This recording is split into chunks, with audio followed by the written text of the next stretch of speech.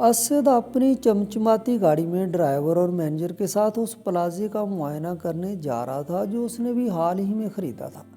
जैसे ही वो वहां पहुंचा तो उसने देखा कि ठेकेदार एक औरत पर जोर जोर से चीख रहा है। वो औरत बीमार थी और 2 दिन से काम पर नहीं आई थी। ये मंजर देखकर असद को बिल्कुल अच्छा नहीं लगा। असद जब आगे बढ़ा तो उसे ऐसा महसूस हुआ जैसे उस औरत की आवाज़ उसने कहीं पहले भी सुनी हो।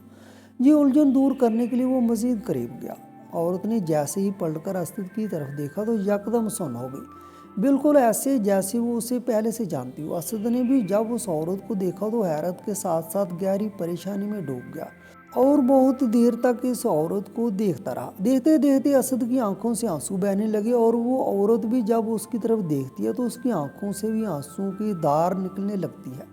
दोनों एक लम्हे के लिए पत्थर के बुत की तरह बन गए थे। कुछ देर बाद असद का ड्राइवर करीब आकर बोला, साहब आपका फ़ोन आ रहा है। असद ने खुद को संभाला और फ़ोन पकड़कर बात करने लगा और वो औरत भी अपने आप को संभालने लगी। अब सवाल यह है कि आखिर ये औरत कौन थी जिसे देखकर असद की आंखों में आंसू आ गए थे और औरत की आंखों में भी आंसू आ गए थे। असद इतना बड़ा बिजनेसमैन कैसे बना और ये औरत मजदूरी करने पर क्यों मजबूर हुई थी? ये बात अगस्त 2016 की है। असद सुबह अपने घर में जल्दी जल्दी तैयार हो रहा था और साथ ही नाश्ता कर रहा था। इसी दौरान असद की माँ जीनत बेगम ने कहा, बेटा तुम जल्दी मत करो, आराम से नाश्ता करो। मगर असद ने जवाब दिया, नहीं अम्मी मुझे जल्दी जाना है, मैंने जो नया प्लाजा खरीदा है उसकी अदायगी करनी है। असद ने वो प्लाजा तकरीबन 60 करोड़ रुपए में खरीदा था क्योंकि वो अब एक बड़ा बिजनेसमैन बन चुका था। असद ने अपने ड्राइवर को कहा कि सामान रखो गाड़ी में, हमें फौरन निकलना है। वो अपनी नई चमचमाती गाड़ी में इस प्लाजे पर पहुंचा जो उसने खरीदा था। वहां जाकर उसने एक हैरान कौन मंजर देखा। वहां मजदूरी करती हुई औरत कोई और नहीं बल्कि उसकी साबका बीवी महरीन थी। जैसे ही दोनों की नज़रें मिली दोनों की आंखों से आंसू बहने लगे और वो कुछ देर के लिए खामोश हो गए। मौका मिलती ही असद ने महरीन से कहा, तुम एक बड़े घर की बेटी थी, तुम्हारे यहाँ तो नौकर चाकर काम करते, तुम तो शहजादियों की तरह रहना चाहती थी, तुम्हारे पास किसी चीज़ की कमी नहीं थी, तुम्हारे घर वालों के पास बेपनाह दौलत थी। फिर ऐसा क्या हुआ कि आज तुम्हें मजदूरी करना पड़ रही है? तुम्हें तो हमारी गुर्बत बर्दाश्त नहीं थी, तुम मेरा मजाक उड़ाती थी, मेरी माँ का मजाक उड़ाती थी कि तुम्हारी ज़िंदगी बर्बाद हो गई है हमारे घर आकर, यहाँ कुछ नहीं है, हम गरीब हैं। मगर देखो वक्त कैसे पलटा खा गया। आज तुम मेरे प्लाजा में मजदूरी कर रही हो जो मैंने 60 करोड़ में ख़रीदा है और मैं एक कामयाब बिजनेसमैन बन चुका हूँ, मेरे पास दौलत की कोई कमी नहीं। ये सुनकर महरीन ने गुस्से से कहा, बस चुप हो जाओ, ज़्यादा बकवास मत करो, मेरे कानों के पर्दे फट जाएंगे। ये सुनकर असद खामोश हो गया। फिर महरीन ने सवाल किया, तुम्हारे पास तो कुछ भी नहीं था, तुम इतने बड़े बिजनेसमैन कैसे बन गए और इतनी महंगी बिल्डिंग कैसे खरीद ली? असद ने जवाब दिया, कि सब मेरे वालिदैन के दुआ का नतीजा है। आज मैं इतना कामयाब हूँ और इतना बड़ा प्लाजा खरीदने के काबिल हुआ हूँ। दोस्तों आपको ये जानकर हैरानी होगी कि जब असद की शादी महरीन से हुई थी तो महरीन एक बड़े घराने की बेटी थी, जबकि असद एक मतवसत तबके का लड़का था जिसके पास ज़्यादा कुछ नहीं था। लेकिन महरीन ने अपने बहनोई के बहकाने पर आकर असद से तलाक ले ली थी।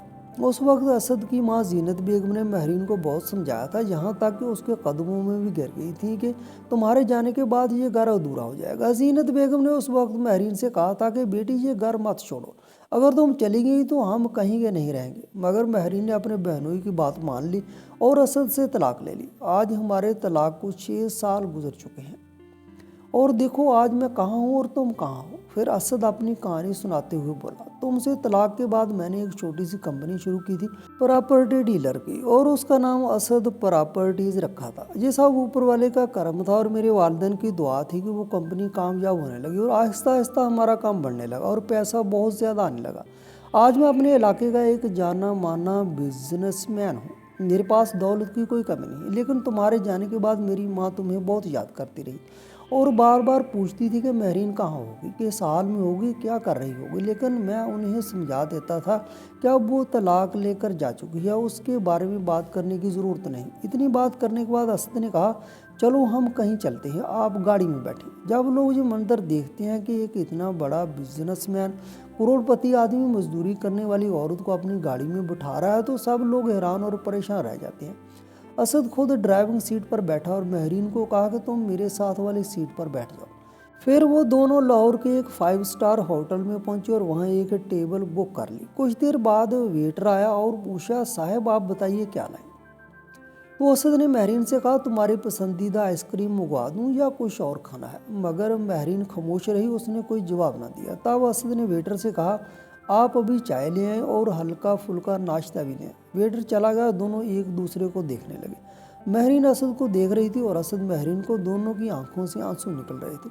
وہ سمجھ ہی نہیں پا رہے تھے کہ اتنے برسوں بعد ایک دوسرے سے کیا بات کریں۔ آخر مہرین جو ایک بڑے گھرانے کی بیٹی تھی، اس کے ساتھ ایسا کیا ہو گیا تھا کہ اسے آج یہ دن دیکھنا پڑ رہا ہے؟ اسد نے مہرین سے کہا تمہیں آج 300-400 کی مزدوری کرنی پڑ رہی ہے، آخر وجہ کیا تھی؟ جب تم نے مجھ سے طلاق لی تھی تو میں نے تمہیں کافی رقم دی تھی، اگر تم وہ رقم بینک میں فکس ڈپازٹ کرا دیتی تو اس کے منافع سے تمہاری زندگی بڑے آرام سے گزر سکتی تھی، مگر تم نے ان پیسوں کا کیا کیا؟ یہ سنتے مہرین آپ بھرتے ہوئے بولی جو رقم آپ نے مجھے دی تھی وہ میرے بہنوئی بھابھی اور بھائی نے مجھ سے چھین لی اور آپس میں بانٹ لی۔ انہوں نے کہا جو عورت اپنے شوہر کی نہیں ہو سکی وہ ہماری کیا ہوگی، اور یہ کہہ کر مجھے دھکے دے کر گھر سے نکال دیا۔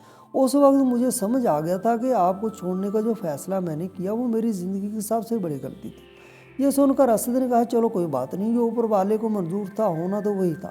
اتنے میں ویٹر آیا اور ناشتہ ٹیبل پر رکھ دیا۔ اسد نے کہا چلو ناشتہ کر لو۔ مہرین نے ناشتہ کیا، پھر اسد نے بھی ناشتہ کر لیا۔ جب بل دینے کا وقت آیا تو اسد نے فوراً بل ادا کر دیا۔ اس کے بعد وہ بولا مجھے آج بھی یاد ہے تمہاری پسندیدہ آئس کریم، آج مجھے وہ کھانی ہے اور تمہیں بھی کھلانی ہے۔ مہرین نے کہا جہاں کا بل تو آپ نے دے دیا لیکن وہاں کا بل میں دوں گی۔ اسد مسکرا کر بولا ٹھیک ہے تم ہی دے دینا۔ پھر دونوں گاڑی میں بیٹھے اور مارکیٹ کی طرف نکل گئے۔ جیسے ہی وہاں پہنچے تو مہرین نے اپنی سب سے پسندیدہ آئس کریم لی، مگر جب اس نے اپنا پرس کھولا تو اس میں صرف 100 روپے ہی تھے۔ اسد یہ سب دیکھ رہا تھا اور سمجھ گیا تھا کہ مہرین کے پاس پیسے نہیں ہیں۔ تب اسد نے اپنا پرس نکالا اور آئس کریم والے کو پیسے دے دیے۔ مہرین نے حیرت سے اسد کے پرس کی طرف دیکھا اور وہ یہ دیکھ کر دنگ رہ گئی کہ اسد کے پرس میں آج بھی اس کی تصویر لگی ہوئی تھی۔ مہرین نے کہا ہماری تو طلاق ہو چکی ہے، آخر اب میری تصویر رکھنے کا کیا مطلب ہے؟ اسد نے دھیمے لہجے میں جواب دیا میں تم سے پہلے بھی بہت محبت کرتا تھا اور آج بھی کرتا ہوں، مجھے تمہاری بہت یاد آتی ہے، امی بھی تمہیں بہت یاد کرتی ہیں، بار بار کہتی ہیں پتہ نہیں مہرین کہاں ہوگی، کس حال میں ہوگی، کیا کر رہی ہوگی، مگر میں انہیں سمجھا دیتا ہوں کہ مہرین نے طلاق لے لی ہے، اب وہ جہاں بھی ہو خوش ہو۔ اسد کی یہ بات سن کر مہرین کی آنکھوں سے آنسو بہنے لگے۔ تب اسد بولا چلو گھر چلتے ہیں، امی تمہیں بہت یاد کرتی ہیں۔ مہرین نے آہستہ سے کہا نہیں اب میں اس گھر میں نہیں جا سکتی۔ اسد یہ سن کر حیران رہ گیا، اس کی آنکھوں میں بھی آنسو آ گئے۔ اسد چاہتا تھا کہ وہ مہرین کو اپنے نئے گھر لے جائے، کیونکہ جب ان کی شادی ہوئی تھی تو وہ کرائے کے مکان میں رہتا تھا، لیکن بعد میں جب قسمت بدلی اور دولت آئی تو اس نے ایک شاندار کوٹھی بنا لی۔ اسد نے کہا تم ہمارا نیا مکان دیکھ کر بہت خوش ہو جاؤ گی، امی بھی تمہیں دیکھ کر بہت خوش ہوں گی، اس لیے تمہیں میرے ساتھ چلنا ہی ہوگا۔ مہرین نے کہا چلو ٹھیک ہے۔ دونوں خوشی خوشی گاڑی میں بیٹھ گئے اور اسد مہرین کو اپنے گھر لے گیا۔ جیسے ہی اسد نے گھر پہنچ کر آواز دی امی دیکھو کون آیا ہے، تو زینت بیگم دوڑتی ہوئی اور مہرین کو دیکھ کر حیران رہ گئی۔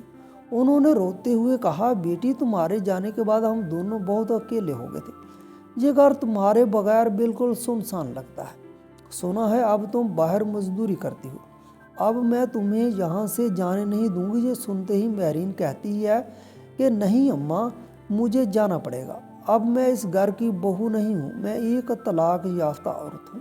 تب اسد کہتا ہے آج کے بعد تم یہیں رہو گی، کہیں اور نہیں جاؤ گی۔ مہرین یہ سن کر بہت حیران ہو جاتی ہے کیونکہ وہ تو طلاق یافتہ تھی، لیکن پھر اسد کی ماں کہتی ہے کہ اب تمہیں باہر جا کر مزدوری کرنے کی ضرورت نہیں ہے، تم اسی گھر رہو اور ہمارے لیے کھانا بنایا کرو اور گھر کے کام کر لیا کرو۔